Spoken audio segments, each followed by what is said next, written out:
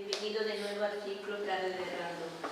Hoy tenemos el honor de contar con un gran invitado, Rafael Ballesteros, un poeta cuya obra y sensibilidad continúa emocionando y inspirando a muchos lectores. Hoy nos reunimos para celebrar su legado, su palabra y la huella que deja en la literatura y en la cultura.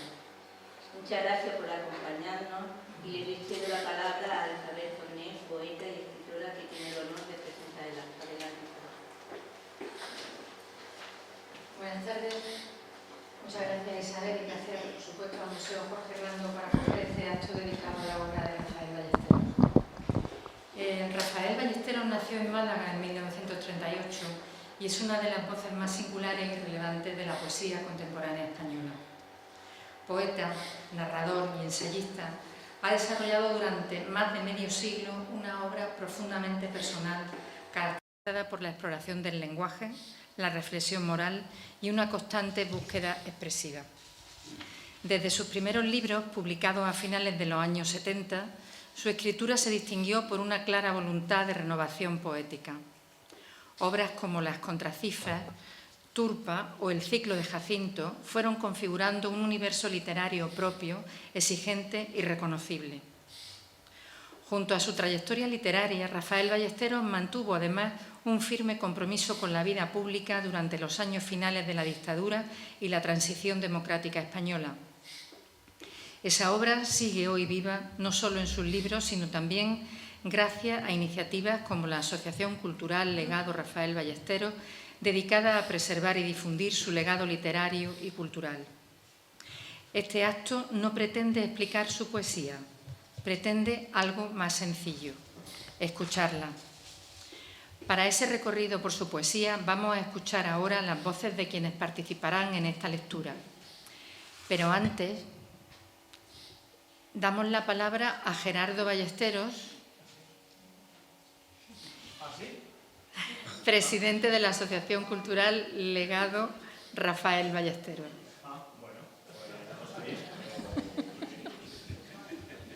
Voy a salir a decir algo. Que no te veía. No te preocupes por mí,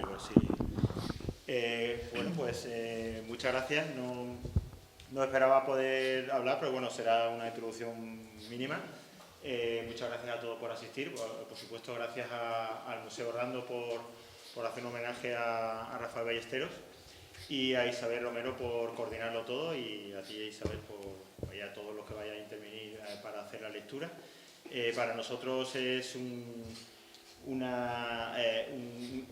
acto importante, porque nosotros lo que pretendemos con la asociación es ir procurando trabajar para proteger el legado de Rafael e intentar hacer una serie de actos a lo largo del año para poder dar la difusión de la obra de Rafael, tanto la poesía también como la narrativa.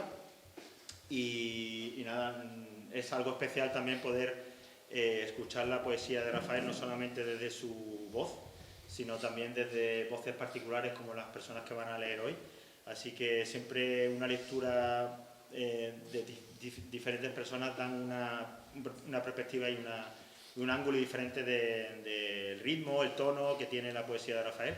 Así que estoy seguro que vais a disfrutar mucho. Muchas gracias.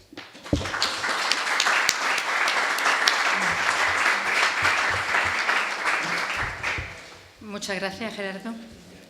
Y ya seguimos con los lectores. Comenzamos con Pedro Plaza.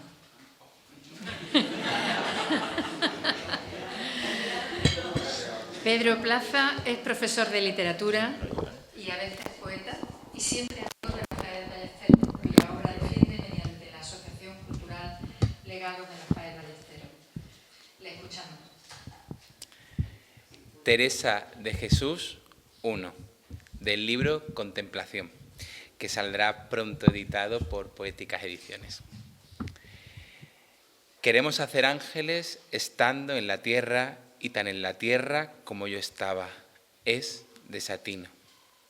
Dice la muchacha pegada al arambel de la mesa, el sol frío todavía en la espesura de las nubes, allá los almendrales absortos, unos a otros los quercos alanceando sus ramas, la silencio de la estática mañana, el búcaro de agua pozuna, límpida pero helada. El candil todavía ofrece luz y calma ya indefinida y postergada, fútil, perdido ya su asueto y compostura. Queda de la noche, tineando en el aire, el rumio cálido de los establos, brasero ardiente de los animales. El olor que viene del mundo, se asoma su cuerpo al ventanón casero, es fétido, hambruno, es también sucio y carnal. Es el agobio y trasunto de Satán, fedatario diario de lo gerundio y abrasivo de la vida malsana. Ella quiere alzar el vuelo, ascender al milagro, volar al placer blanco, hóspito y templado de ángeles en pureza y abrazaderas de mármol, la oración de la quietud que levita en el aire. El jilguero que frágil pero firme transita por el mundo y aprendió que, incesante, se muda de asperezas ingratas a primavera de luz y anchuras. Contempló, radiante y danzarino, el alzado por miles de espíritus humanos subiendo iluminados, ya trumpos por la muerte, a los umbrales infinitos del vacío y la nada. ¡Ay!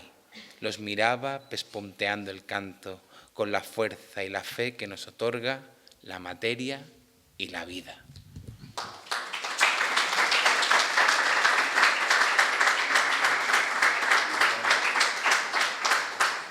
Muchas gracias, Pedro.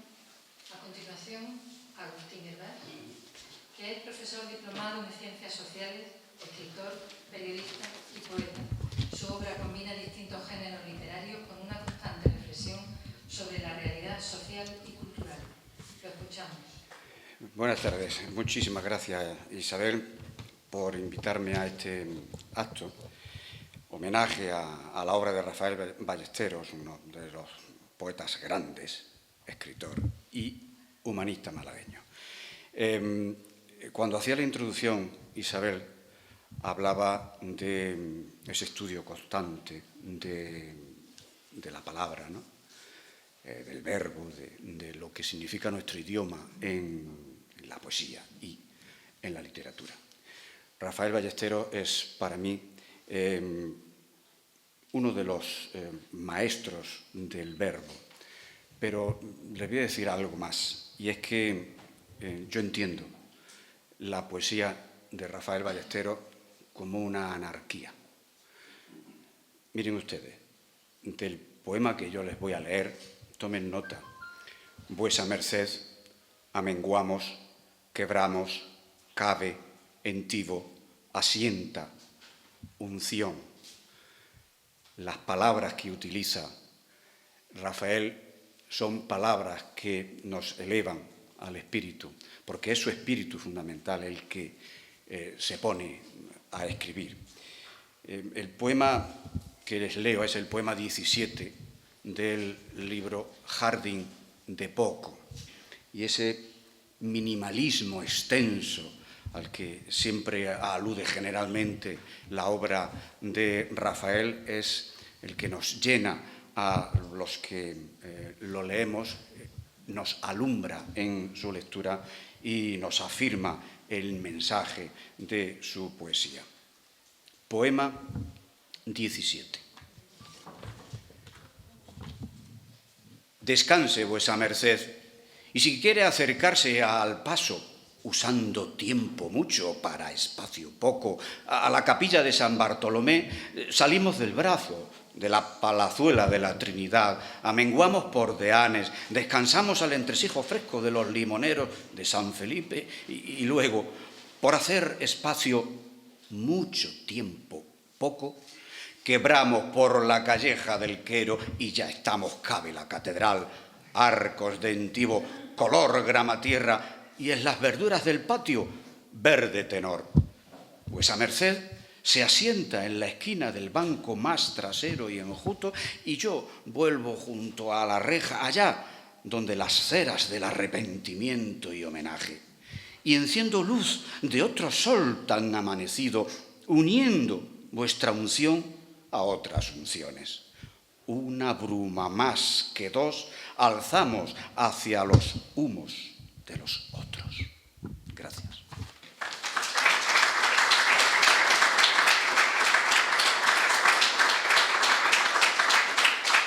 Muchas gracias, Agustín. Es el turno de Eduardo Duro. Natural de Jaén y afincado en Málaga desde hace décadas, ha desarrollado su actividad como actor, dramaturgo y docente. Lo escuchamos. Buenas tardes, es un placer para mí estar aquí en presencia de todos ustedes y de Rafael, que bueno, uno estaría orgulloso de tener un padre parecido a Rafael Ballesteros, ¿no? Hay un cariño enorme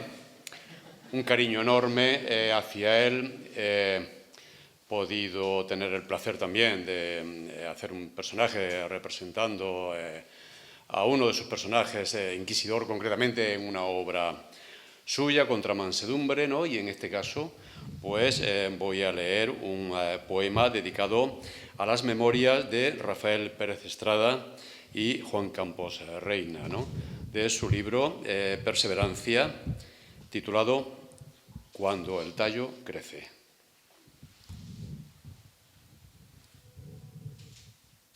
Cuando el tallo crece. Una madriguera y un topo, venido de qué sitios y qué tiempos. Está sosegado pero contrito. Lleva hendida en la carne, hecha ya casi sangre, una pulserilla de metal blanco y cuero oscuro. Se ve, solo con mirarlo, que lo impulsa hacia abajo, a lo más oscuro, como un peso tan hondo como mísero. ¿Quién le dio ese castigo? ¿Quién le impuso esa carga? Mira con la incitación de ver, apega la oreja a tierra para oír, por si puede, el chasquido, y tantea el hoyo para saber qué tiene, qué ha de esperar, cuál ese vacío que siente. Y cuando el tallo crece, el sol llamea, se oye la brisa en la rama, el mar, allá, riela, sobre el fondo que maulla y cimbrea, turge la carne que a la sangre llama y pían los jilgueros sus finos huesos elásticos. El topo sabe, entonces, que el amor también. Se orea, sale, quítase de su piel lo más tapado, el corazón, ahí, su pico de amor, aquel donde guarda su origen, sus modos más elásticos, su ojo ávido, su silueta mimosa, amorosa, la más turgente. Y va a la busca de la que busca romántica, la paz íntima que da a la coyunda visceral y carnosa. Cuando tope con ella, ¿quién más feliz sobre la tierra? ¿Quién más fluido, más asperso? ¿Quién más elemental, íntimo? ¿Quién más vida? Y así, yo, lo más elemental de los elementos míos, goza y comprende. Porque indaga, ve, y porque toca, entiende. Mira, mira el topo tan confuso, pero tan manifiesto, tan de la tierra y tan externo, tan aguerrido, tan de otra, tan difuso, tan dado. Ahora, tú, anda, quítate tiempo, tierra, oscuridad y ceguera, y sal al aire, a la brisa, a la vida que te da más vida, a la palabra amorosa y unta que te da más luz. Muchas gracias.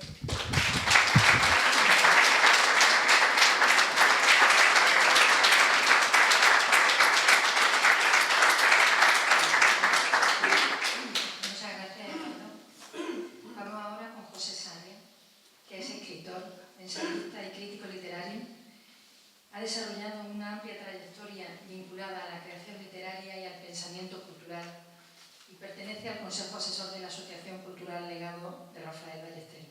Lo escuchamos.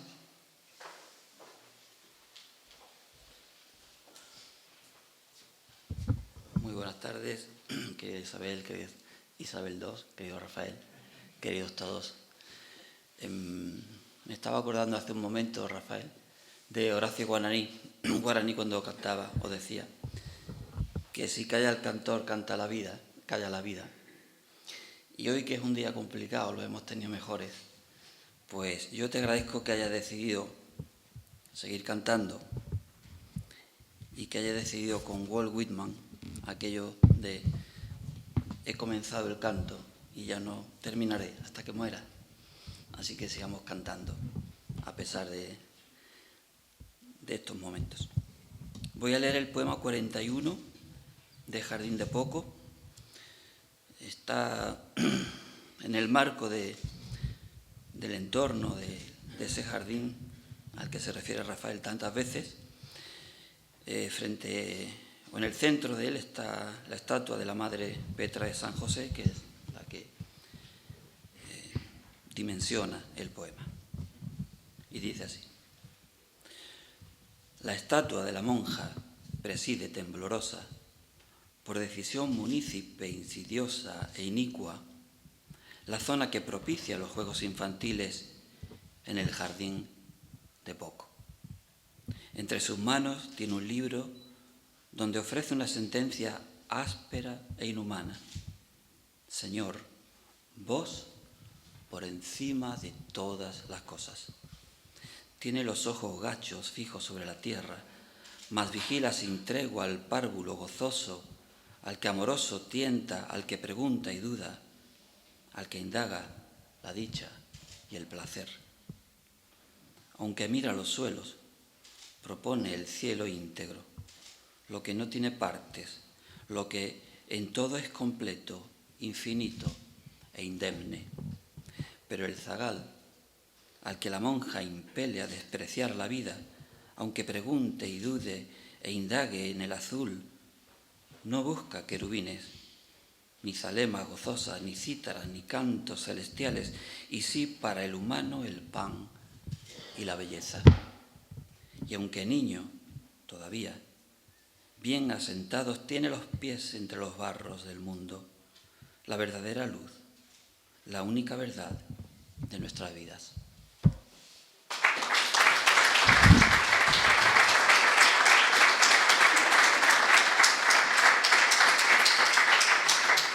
Muchas gracias, Pepe. Pasamos a José Ignacio Díaz Leiva, Nacho. Es abogado, poeta y ha publicado poemas en diversas obras colectivas y es autor de los libros Alambre y tulipanes y Este otro dilema. Lo escuchamos.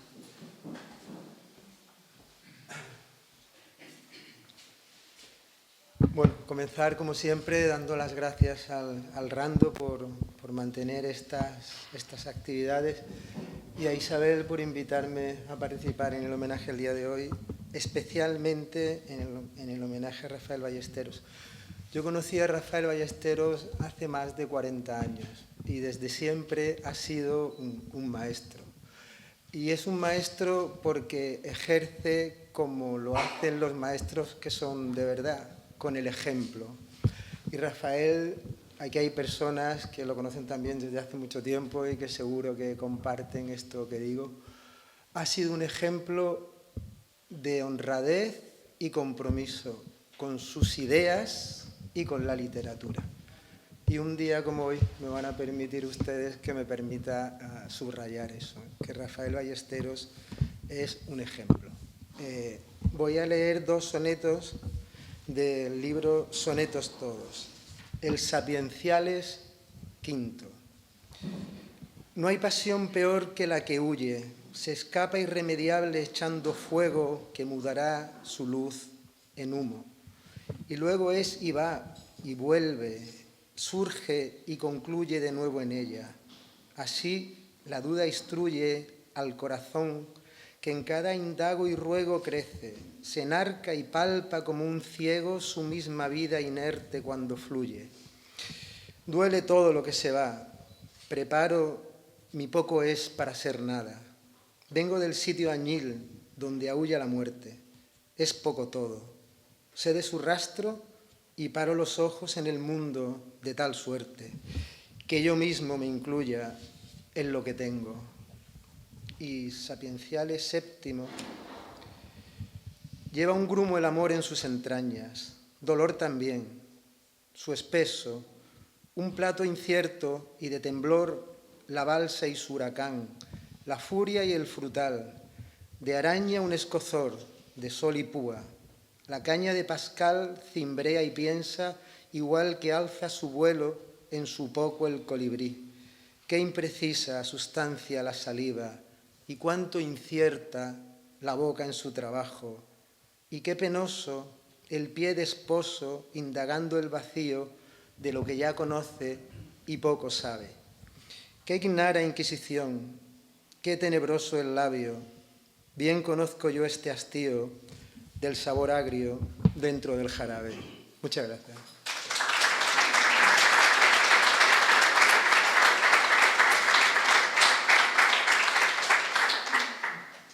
Y terminamos con Cristóbal Borrero de Lis, vinculado durante años al ámbito teatral, desarrolla desde hace décadas una intensa dedicación a la escritura creativa.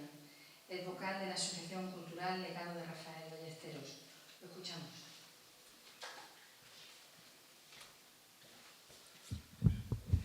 Me dice Isabel: Cristóbal, limítate a leer el poema que te conozco.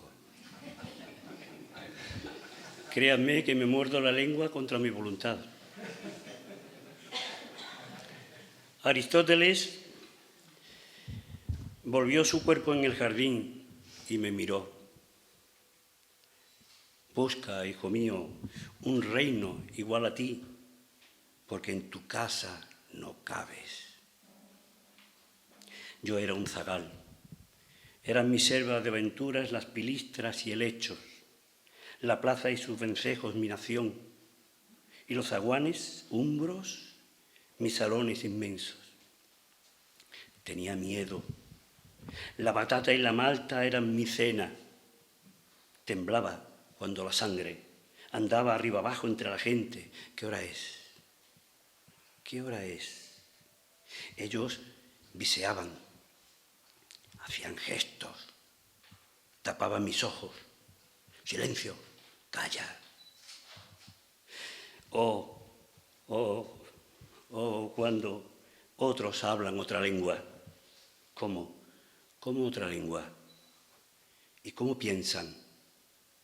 También de otra manera. Y cuando ya sé, el hondón y la verga se acoplan gozando fuerte. Pero ¿cómo se goza fuerte? Ay, zagal, la sombra no tiene luz, y sin embargo, sí. Dije, sí, maestro, sí. Y al mundo fui. Los árticos, las pampas, los desiertos, las islas inmensas, los abrevaderos del hambre, los humedales de la lepra. Y puse casa, y otra, y otra, y otra, aquí, acullá. Allí atravesé los océanos, volaba con la alcuza en las manos indagando mi reino. Por último, de Sócrates los labios en Éfeso besé como un tributo y regresé a aquel jardín. Maestro, maestro, amplié el mundo, cuántos anchos puso en mis pies, abrí la naranja azul de par en par, sus brumas, y se volvió de nuevo. Has perdido tu vida tanteando pero sin ver. ¿No entendiste? Tu casa era tu corazón y las palabras, tu reino. Gracias.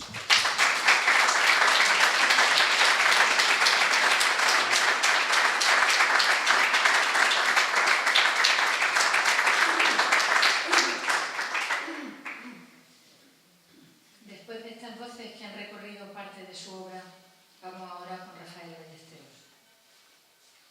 Escuchar a un poeta en su propia voz siempre es algo excepcional. Y lo es especialmente cuando se trata de una obra tan personal y tan sostenida en el tiempo como la suya. Con todos ustedes, Rafael Ballesteros.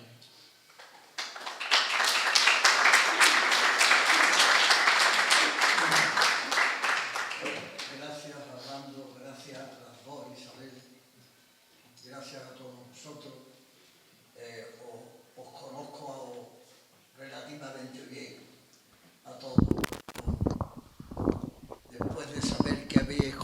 este poema o el otro. Y como lo habéis leído, ya os conozco un poco más. Yo voy a leer poemas inéditos. Es lo que puede hacer un poeta cuando le hacen un homenaje, si es que los tiene, claro. En mi caso sí. Y les voy a leer poemas inéditos que al prepararlo, la lectura, como le he dicho a Isabel, he seguido corrigiendo, ¿verdad?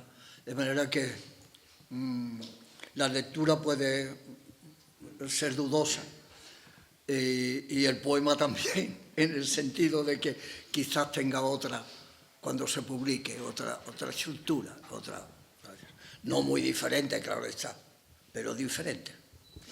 De manera que voy a leer un poema que escribí sobre Platón, pensando que Platón era joven, estaba en su casa y empezó a pensar en la filosofía.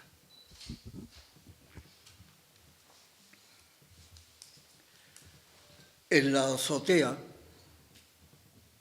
junto al pilón de argamasa y losetas y el picante fluido de gallinas efesias, mira el huerto estático,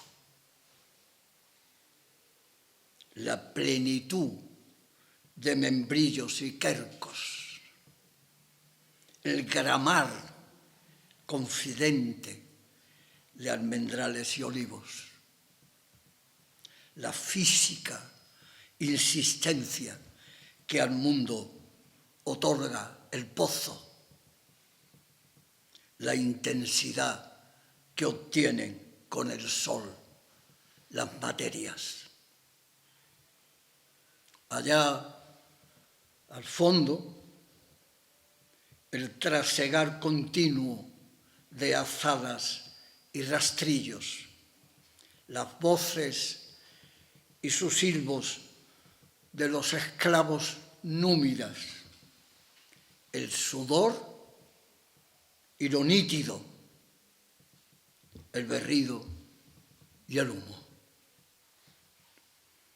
En los saltos indígenas y difusos, perdiéndose entre pinos y abetos tersos magníficos, la cima seca y roca, la arboleda y el viento. Todo pleno y sencillo, directo y natural. ¿Por qué? ¿Por qué lo cierto y lo íntegro en sus esplendes y sus culminares es tan similar a lo eterno, por ajustado y perfecto, tan concorde y ceñido para perdurar? Todo ello junto a mí, postergado ya, inestable e incierto, poco y voluble. ¿Por qué a la vez el almendro y el buitre, la agua fluyente y el detrito, el puente con el impedido, al anciano junto a la belleza? Con todo ello, el mundo, ¿qué nos dice? ¿Qué presagia y demuestra? ¿Qué propone y demanda?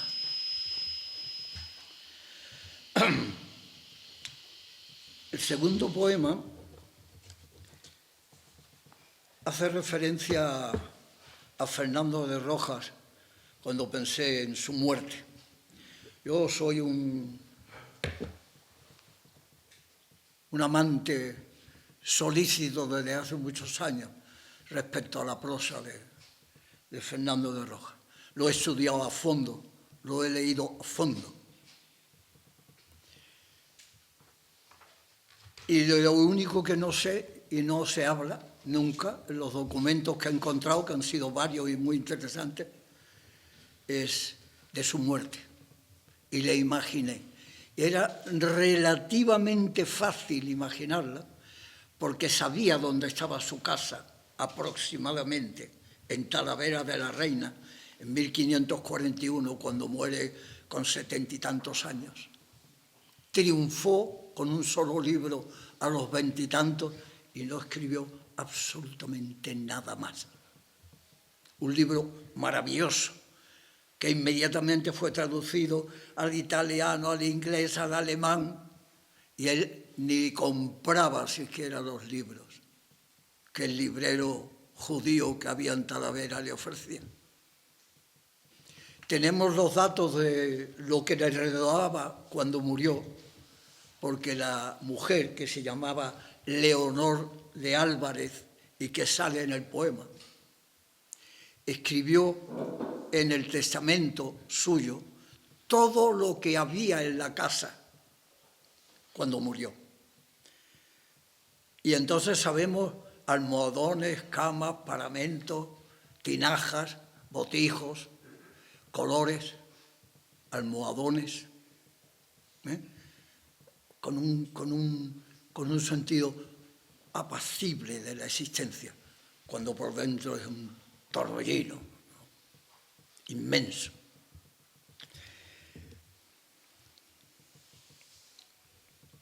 Vamos allá con el poema Fernando de Rojas.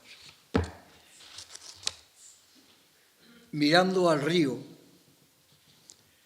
el puente ofreciéndole traslado a los humanos, lévitos por la piedra sobre las aguas vivientes, ha sentido el primer punzón de frío bajo el corazón.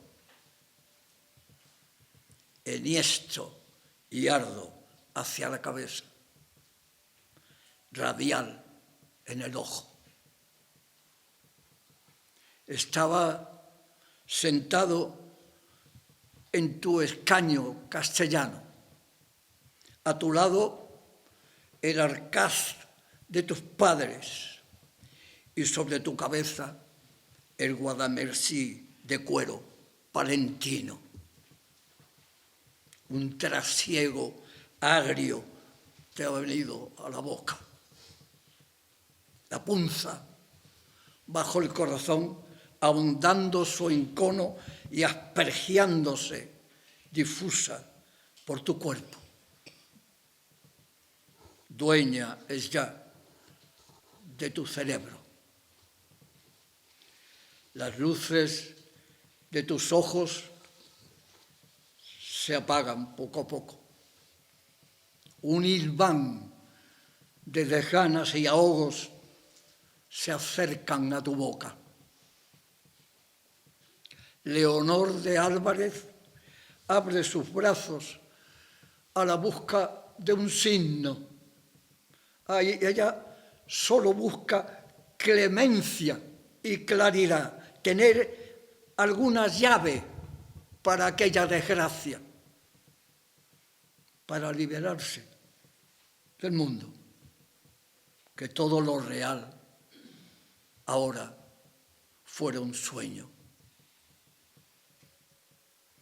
Hay un aire denso, quedo en esa sala. Tú no has dicho una sola palabra. Lívido y ausente, mirando todavía a las aguas del río, fijo tus ojos en sus consumancias, despeñándose hacia la mar. En un murmullo opaco y difuso, has querido decir: las aguas son negras, como esa pasta górgora al fondo de tu boca. Has puesto tu mano sobre tu corazón, como ese que allí tiene el sufrir y el agradecimiento, la flecha y el ungüento y la medicina. Tus cabellos ralos y en algarabía van rozando los suelos de las salas y los entarimados cuando te llevan casi a rastras, Leonor y tu hija pequeña, de tu escaño a tu cama, a vuestra cama. Allí, sobre el colchón de una mezcla indecisa entre sedeña y brite, cierra los ojos y ansioso abres la boca a la busca del aire que te niega la muerte.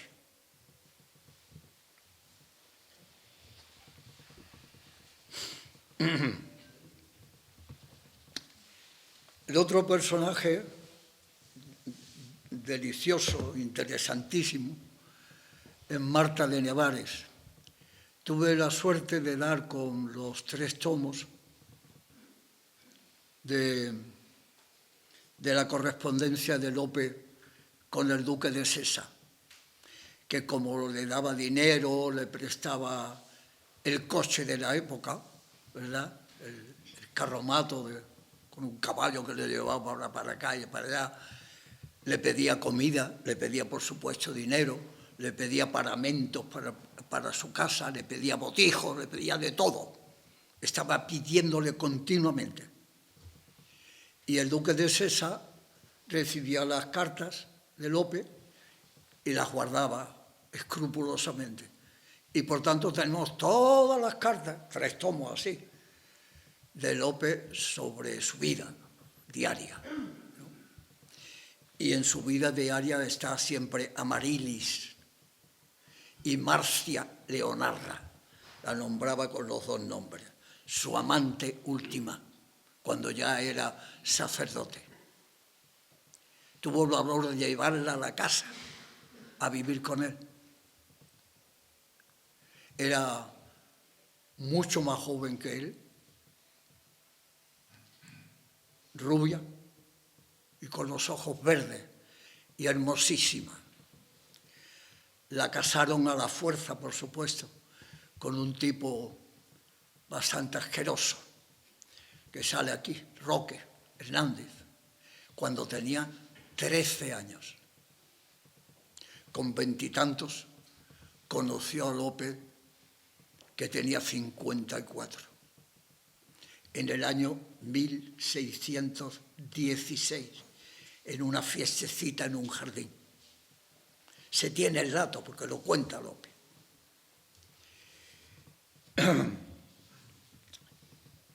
Y he pensado hacer un poema con el encuentro entre Lope y Marta de Nevares por primera vez.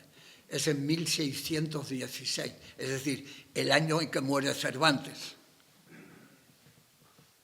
Para que se hagan una idea de cuál era en la casa en que vivía Lope, 100 metros antes vivía Cervantes. Un poco más abajo vivía Quevedo.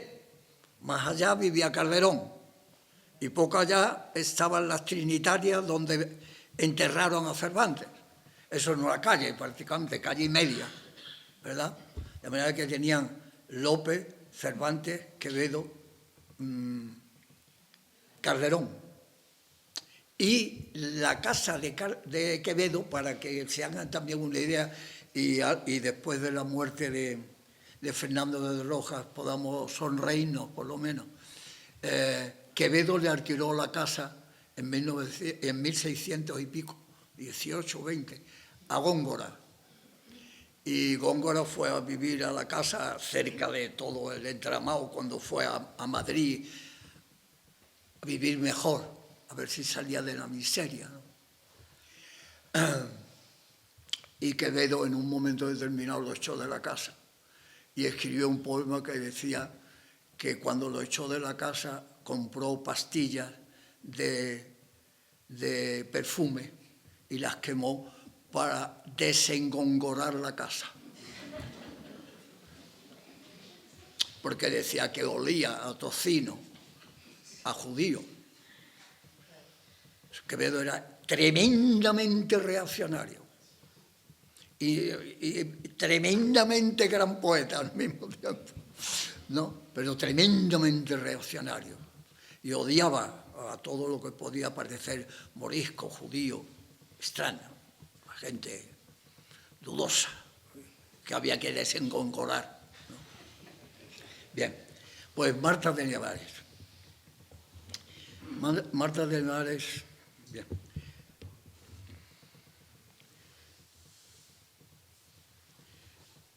El jardín atochino, que digo es porque estaba en el barrio de Atocha, y se me ocurrió llamarlo atochino, ¿no? Un jardín atochino. Se lo digo a ustedes porque dirán atochino, ¿qué quiere decir un jardín atochino? Bien, el barrio era la casa era en un jardín por Atocha, que era donde bajaba la casa de Lope, ¿no? Allí se encontraron a hacer se cantaba, se recitaba poesía y apareció Marta, apareció Lope, ya lo cuento. Rampa el sol delicado sobre ese jardín atochino en aquel otoño de Madrid. Ella llegó temprano y frágil, sus rizos de oro casqueando aquellas miradas libírines de hidalgos, bachilleres y señores de monta y retén, y esos poetas de pérgola y pergamino. Hay el que mira ansioso e inquino ve en realidad la belleza en su norma imprecisa, en su flato aéreo, en su fuste aromático. La plata blanca rasga como una baba de nata desde la barbilla iniesta a las puntas de los chapines de color amaranto y finezas del amarillo. Ella siente la gentileza de su cuerpo, reposada y magnética, con la primura y gracia con que posas en la rama la sombra del colibrí. Y mira a la cancela que hace puerta y vacío a la brisa del espliego, la Francia y el níspero bravío. Y entra un hombre fuerte e insólito, capa a medio hombro, sombrero solícito y negro con banda de terciopelo rojo, las cejas muy marcadas en arco ingrávido, la boca cárnica, deseosas las manos de tocar, amplias y afanosas. ¡Ay! Ese gordo villano que se acerca ahora a su presencia lumínica y le dice: Lope, Lope de Vega y Carpio, hijo donoso de Madrid, loor de las Españas. Ay, así ella ve, delecta su risa viva y ajustada de hijo de bordador, besador, avaro. Cuando de cerca me saluda y me mira, despacio y en fuego, hasta el fondo de mí, siento un hilo de hormigas de sangre que me recorre el vientre, se alza al pecho y anida allí, entre mis ojos y mi boca, en una rúa tan larga como mi ansia. Y ya sé, hasta mi muerte, cuál es mi perdición, pero también mi dicha.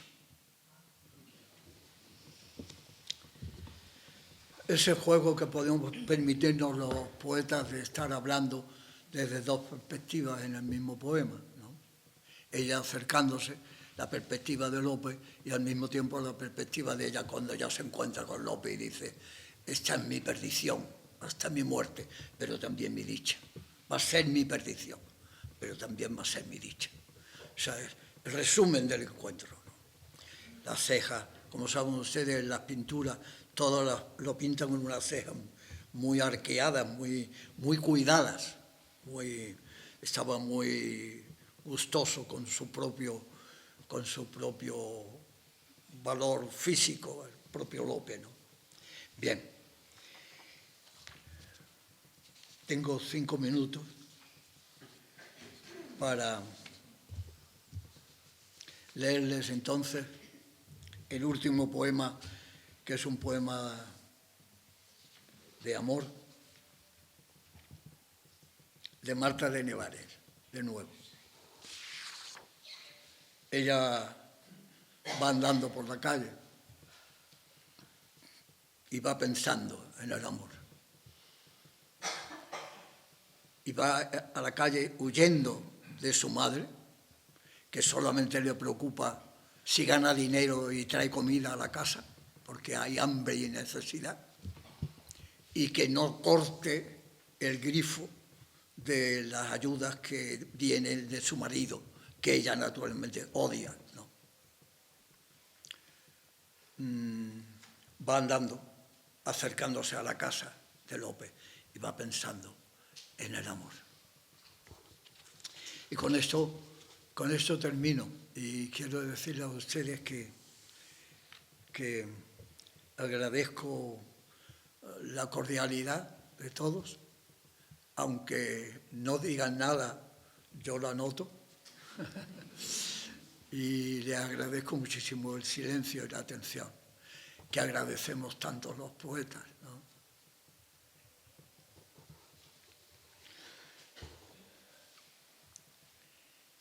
El marido de Marta, que nada menos, como he dicho, la llamaba Lope Amarilis y Marcia Leonarda,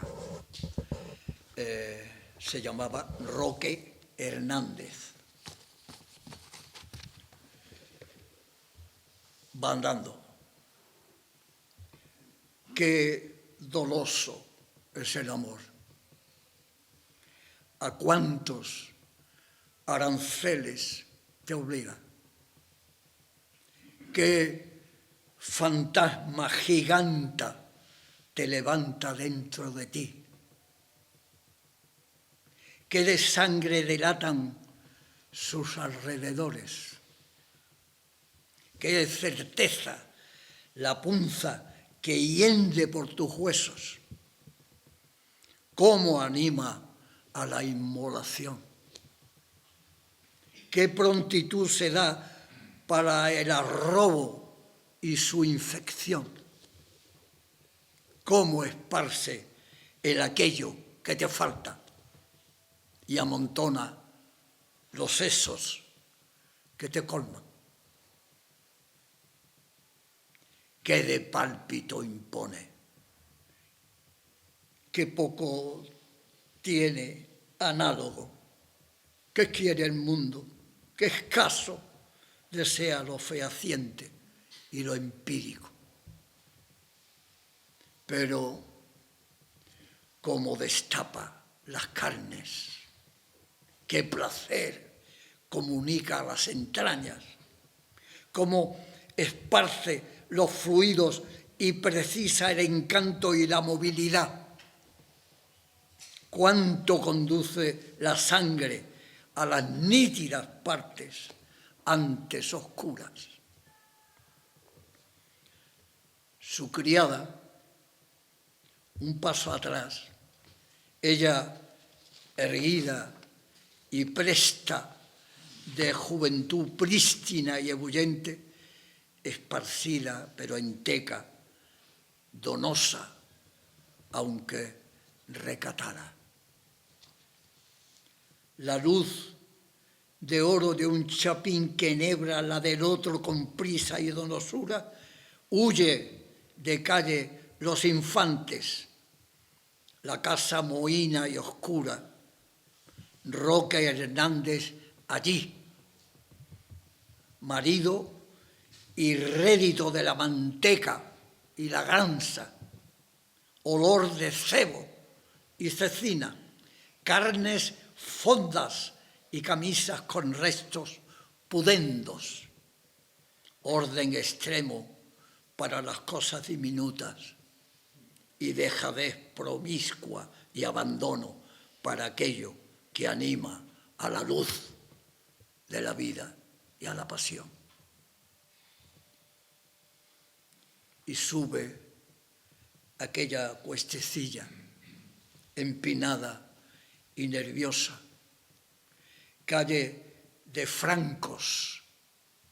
Ahí, esa es la casa, la puerta entreabierta, el pomo frío al tacto tembloroso, el sol rutilante allá, ahí mismo, el jardín y el pozo. Marta, dice él, y la acoge. Lope, y allí se abandona y hace oro y fulgora. Muchas gracias por todo.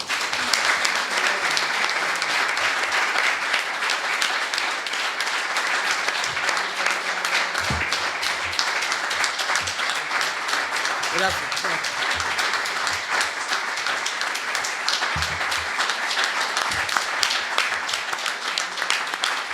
Gracias.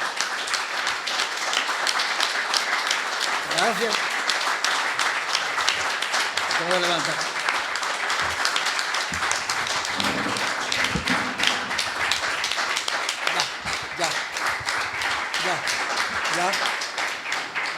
Ya, gracias. Ya, gracias. Pues vamos. Muchas gracias por todo. Muchas gracias, de verdad. Voy a terminar mi agradecimiento a todos los participantes, a Isabel Torné y a Museo Rando por su apoyo a la cultura y en especial a Rafael Ballesteros por compartir su obra y su tiempo con todos nosotros. Muchas gracias. Y gracias al público por vuestra presencia.